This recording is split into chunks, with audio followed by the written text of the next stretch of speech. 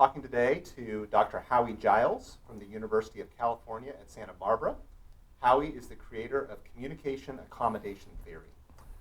So Howie, how would you summarize communication accommodation theory? Well, as social animals, we need to adapt to our environments, and one of the ways we do that is as communicators to adapt, accommodate to each other, be it in dress style, be it in speech, be it in texting. And sometimes we get closer to each other in our communications, other times we move away from each other to varying degrees. And so the theory really is all about addressing when we do this, how we do this, how we make our adjustments, why we make our adjustments, and the social consequences of making those adjustments. And I'm just curious, how did you get started becoming interested in how we become more similar or different from somebody else's communication behavior? Well, it all started, I guess, first day at grad school. My mentor said, "You need a theory." So I had to think, what can I theorize about? And I'd had a long history of accent mobility, shall we say.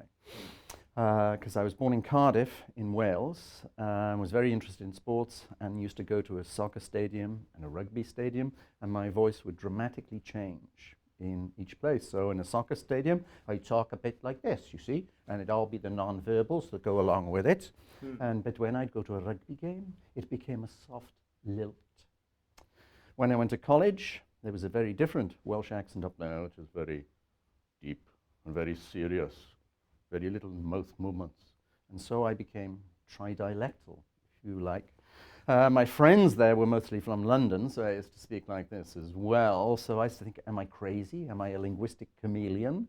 Does everybody do this, or why do they do this? It seems an interesting phenomenon. And so the theory started in that way. And so I thought, wow, people come together, people move away. How is this? This is important. And so the theory began to articulate that in terms of accent to begin with, and then it branched out to other forms of communicative behaviors. Seems like sometimes we try to communicate in a certain way, we try to converge, we diverge, but maybe conscious or not, but the other person may perceive that differently than we intend. Mm-hmm. Does communication accommodation theory address that at all? Yes, it does, and I think that's one of its more interesting, fascinating aspects, is that people accommodate to where they believe someone else is, not where they actually are. And I think that's an important aspect of CAT. And so we can have, there's a distinction we make between subjective accommodation, where you think you're going or where you want to go, an objective accommodation where you actually end up or can be measured as ending up. And sometimes we use the term miscarried accommodation, that they don't kind of mesh. You've actually got it wrong where you think someone is. I was raised in the Northwest United States, and there, if you're talking to a group of people, you say, "You guys. Mm-hmm. You guys want to get pizza tonight." Mm-hmm. Well, now I live in Texas, Mm-hmm. and here we don't say "you guys." We say "y'all." Y'all want to go get pizza. Mm-hmm. So I made a deliberate choice when I moved down here to change from using "you guys" to using "y'all." Was that a good choice on my part? Probably. It was an accommodation. If it was the only accommodation you made to Texan Southern speech, and so it came out of the blue, it could be considered, what we talked about before, as a little fake and over-accommodating. And of course, like everything else, it depends how you said y'all. There's different ways of saying it. Yeah? Sure. So I think it's a good move. So how about if I'm talking to somebody I know from back home or somebody up north like M. Griffin, should I switch back to "you guys"? Probably you should switch back. Your recent research is focused on communication accommodation theory and the police. So I'm sure this would never happen, but let's say a student watching this video gets pulled over by the police for speeding or some other kind of traffic violation.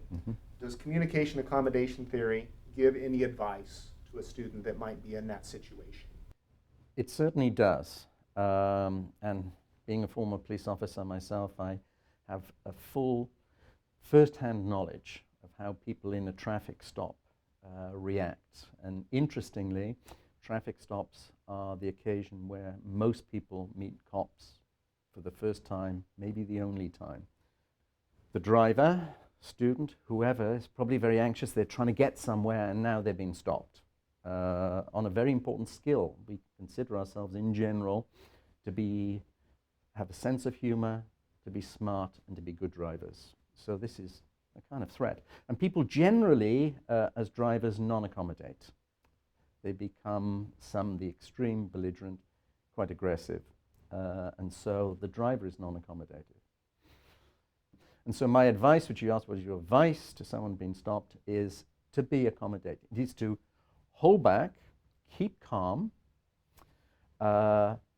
inhibit in some way your tendency to be aggressive and questioning, and to appeal to the officer and say, well, you must have stopped me for some good reason, and please tell me what do you think it is. And I understand this is a difficult job for you guys.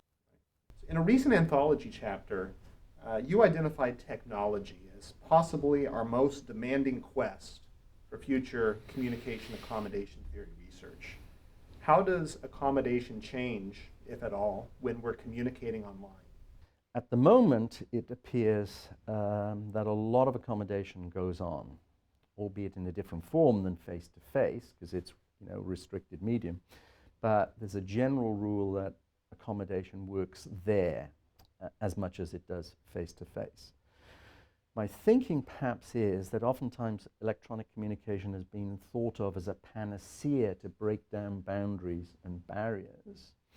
There is a perspective in intergroup communication that suggests actually electronic computer-mediated communication can be even more intergroup, because sometimes the other person you don't know, is it a male, is it a female, is it a member of a certain ethnic group, and so you actually work harder to find out that information or make second guesses. You're kind of suspicious. Yeah, You want to find out who they really are. Yeah, Sure. and so that's very interesting communicative, because it seems so I have to know who you are before I can communicate, appropriately, which may go towards you, or appropriately it may move the other way.